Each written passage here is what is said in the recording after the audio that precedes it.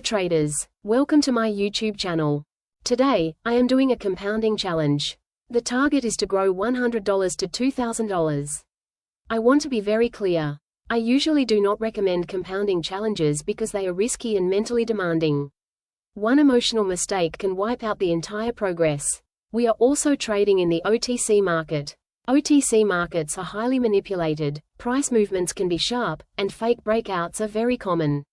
That is why I do not recommend beginners to trade OTC or try compounding. Now let us begin the chart analysis. We are starting with USD, IDR. The first thing I always do is identify the market condition. Here, the market is clearly in a strong boosting uptrend.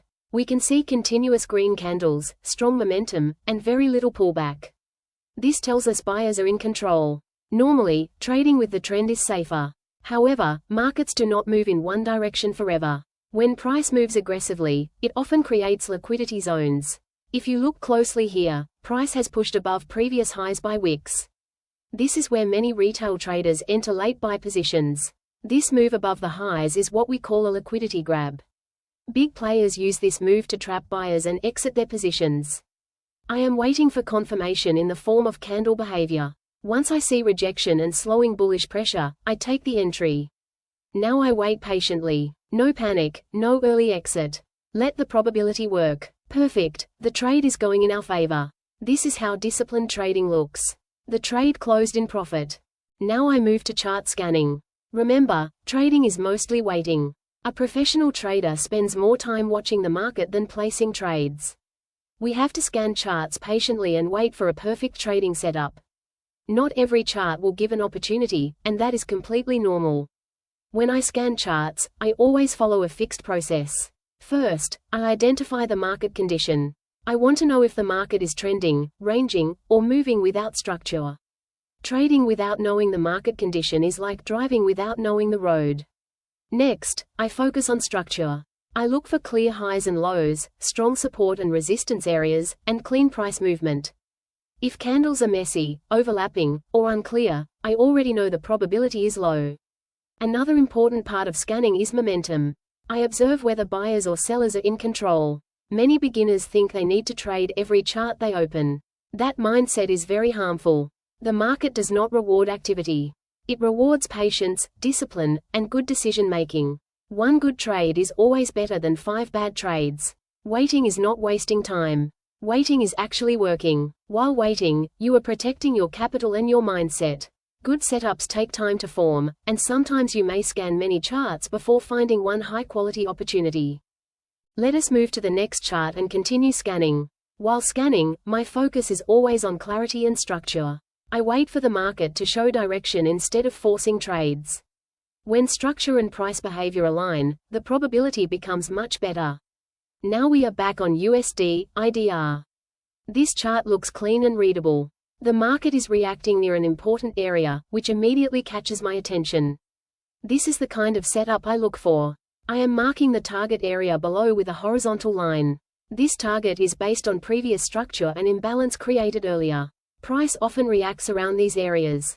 I wait for the current candle to close for confirmation. After the candle closes, I take a put option. Even though the market was in an uptrend earlier, price has reacted strongly from a support zone and is now showing bearish intent. No matter how this candle tries to turn into a green candle, I am confident that it is going to close as a red candle. The selling pressure is clearly visible here. Buyers are trying to push the price up, but they are getting rejected again and again.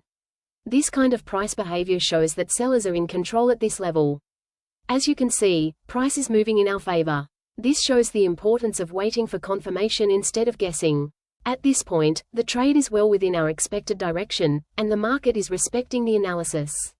There is no sign of strong rejection against our position, which gives additional confidence in the setup. This is exactly how a high-probability trade should behave when the analysis is correct. As part of the compounding plan, I increase the amount and then move to the next chart to continue scanning for another opportunity. Now let us check EUR, NZD. I see a very good opportunity here. Initially, the market was in a downtrend. After that, it went into a ranging phase, which usually shows consolidation. Then we got a strong green candle breakout, which indicates a shift in market direction. Now the market is coming back to retest that breakout area. This retest is important because it tells us whether the market accepts that level or not. I will mark this zone with a horizontal line so the area is clearly visible. Even though the stochastic oscillator is in the overbought zone, I am still going with a call option. Indicators can give early or late signals, so they should never be used alone. Price action always has more importance. If you look closely, the market is forming small red candles that are not strong enough to push the price down. There is no strong selling pressure, which clearly shows weakness in sellers and strength in buyers. Entry taken. The price is respecting the level and moving in our favor, exactly as expected from a breakout and retest setup.